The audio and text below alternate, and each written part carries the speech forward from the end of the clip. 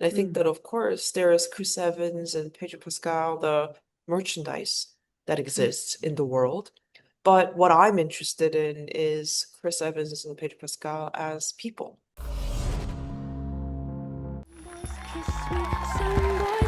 How many marriages are you responsible for now, Lucy? 9. If the girl asks for a call, drink of water, with a salary over 500 grand, you deliver. You're the matchmaker. You want a drink? Sure. Coke and beer.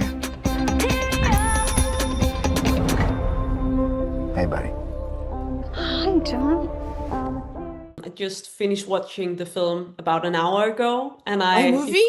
yeah. Oh, oh my God, so quick. Okay, yeah, yeah, amazing. Thank And God. I still feel emotional. I Yeah, can feel the film yeah, in me still. that's So, great. could you talk a bit about both what you hope audiences take with them from watching this film, Yeah. and what kind of thoughts you had about this playing around with audiences' expectations from a romantic comedy? Because Well, mhm. is this a romantic If comedy? there's a very comedy, well, I feel like it has to more. I would really talk about it as a modern romance more than Mm, anything, right? And mm, I think that, but I think that you are expected to laugh a little bit and then mm, feel things. So it's a kind of a thing where it's like, well, I know that what it is a story about love. So I think that what I want the audience to walk out of is that, well, it's really about us starting a conversation about the way that, well, how do you see love and dating? Because love is one thing. Love is this ancient mystery that we don't have an answer to, right? Love is something that we actually have no way of turning into math. It's a famously there's no math that can happen in love. But when it comes to dating, it seems that it's increasingly about math. Like mm, dating is a game we all play to find love. And for some reason, dating is still something that can be done through so much math, right? mm, So I think that what I would want the audience to walk out of is maybe it's about all of us having a conversation, and maybe you want to have a conversation with the people that you went to see it with, right? It's maybe mm, it's just a conversation that I think that can start about, well, how do you see love? Like, what did you think about the thing that Lucy was going through, or John was going through, and Harry was going through?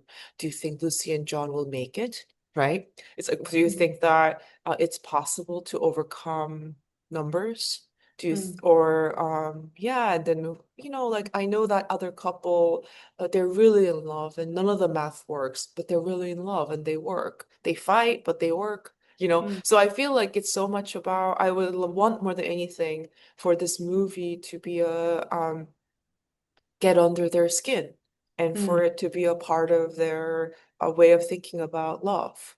And I hope that the movie has introduced some language to help, like I think that's the when what I would want the audience to walk away from. I want them to walk away with a start of a conversation. Mm. Hey, are you single? I'm a matchmaker. Give me a call if you want to meet somebody. I deserve someone who fulfills all of my criteria. Nothing over 20 BMI. I don't want someone who likes cats. I'm trying to settle. I promise you're going to marry the love of your life. Of course, Past Lives was this huge hit worldwide. How did you even decide what to do next, and why did you end up with Materialists being it? Well, I feel like I finished Past Lives as a movie and was working on it. And then I had about, I had like 6 months or something before the movie came out into the world at Sundance, which of course was the launch pad for that movie. Hmm. And in that time, I didn't have anything to do because I was just waiting for my debut film to come out. And Hmm. in those few months, I was like, well, what do I want to tell the story about next? What do I want to write next? And then that's when I wrote it. That's when I wrote Materialist. And I think of the whole time that Past Lives was coming out into the world, yes, globally, and it was so wonderful. The whole time I was putting together Materialist, and I knew it was going to happen. And got to go to the Oscars, which is so amazing with Past Lives. And then the next day, I flew back to New York City. And then the day after that, I was on a scout van to start making Materialists. So that's how quickly it was. So the script was written before, and it was always a story that I wanted to tell because in my 20s, I worked as a matchmaker for about 6 months. So I was just really, I don't know, I was just really interested in cracking that story, in Hmm. being able to tell that story. Yeah. What did you learn about dating and love in that period working as a matchmaker? Well, I learned more about people in those Hmm. 6 months than I did in any other part of my life because Hmm. people are very direct with you when they're trying to tell you what they want to get, right? It's like what they want. They will tell you exactly what they want because they're Hmm. paying for it. So I think that I got to hear more things than maybe even a therapist might because people are Hmm. very direct. And something that really struck me is that the way that we're describing the person that we want to be with was so far away from the what I know about love and how I feel love. Hmm. So it would be in height, it would be so much in numbers, right? Height, weight, age, income. And then those things seem to have nothing to do with what it actually feels like to be in love. Hmm. So I think that that tension between the way that people were talking about their future dream partner and what it's actually like to have a future Hmm. dream partner, the actual dream partner, that gap really was the most fascinating thing. And I think that I wanted to make a whole movie about it. You are what we call a unicorn, an impossible fantasy. How much is this apartment? 12 million. Not gonna marry him, are you? Why not? Because he's good looking and rich. Probably doesn't have roommates. Is that my charger? You said that you wrote the script before Past Lives came out. So Mm. did you have any like idea of the like range of actors Mm. that you could actually get for this film? Did you write with any specific actors in mind, or was the doors just open for you after getting that Oscar nom?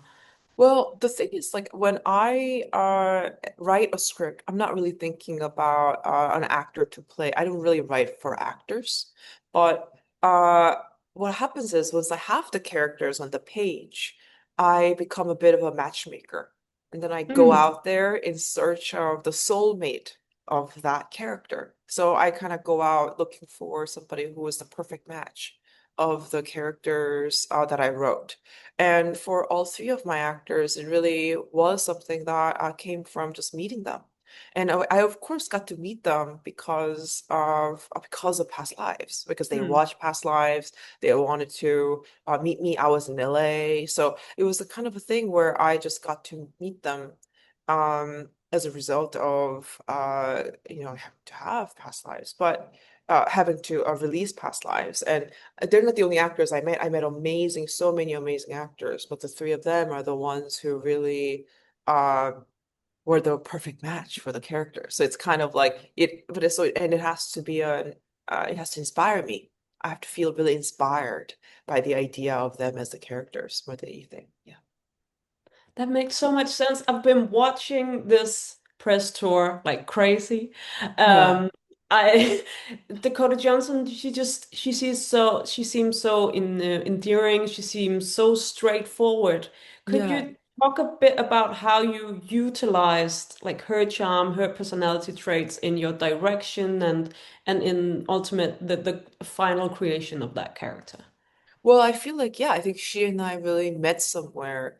Dakota and I really met somewhere as the character, as a Lucy. Because I Mm. feel like I think both myself and Dakota are pretty direct people, but we're Mm. also very sensitive people. So I think that we really connected over that. And we knew that part of it is that Lucy is kind of born from the part of me that is very honest but sensitive. So I think that, and I know that she brought herself into it, her own honesty and sensitivity to that character. So I think that really was the kind of the way that um we found the character too. Because something that I really love about Dakota is that she, of course, has this like beautiful hard shell outside, but it's as delicate as an egg. You can just press on it and then it breaks. And then inside is this pool of sensitivity and tenderness and sweetness. And I just feel like that to me is really where Lucy is, and that's what really inspired me so much. Yeah. And of course, I like to talk about Chris Evans and Evans and Pedro Pascal as well, because Yeah. I know they're these amazing actors, but they're also these like huge Hollywood like idols that like Yeah. are they like the ultimate dream casting when Yeah. when looking for like actors for these kind of parts? Well, I feel like, so much of it again has to do with the way that they approached the story. So there's a line in the film where they go, "Oh, well, I'm not merchandise, I'm a person." So the character Sophie says that. She says, "I'm not merchandise, I'm a person." And to me, that is a message that I think that all the actors really understand. And I think that, of course, there is Chris Evans and Pedro Pascal, the merchandise that exists in the world. But what I'm interested in is Chris Evans and Pedro Pascal as people. So they were showing up to my movie to be treated as people, and they wanted to play people and they wanted to be people and they really fell in love with their own characters and they really cared so much about their own characters. And I think that we're all really in love with Harry and John more than anything, So I think that so much of it is about what they brought to it too. Like they didn't show up and say like, "Oh, well, we're big movie stars," like they would show up and they'd be like, "Hey, like I love John, I love Harry. I want to see who they are. I want to know who they are and I want to be them, Yeah. Promise them love. But the math doesn't add up. Why does anyone even get married? Because they're lonely.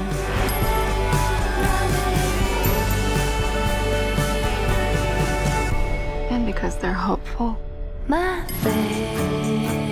turning 48 and I think I need to meet someone more grown. I have a really beautiful client. She's 31.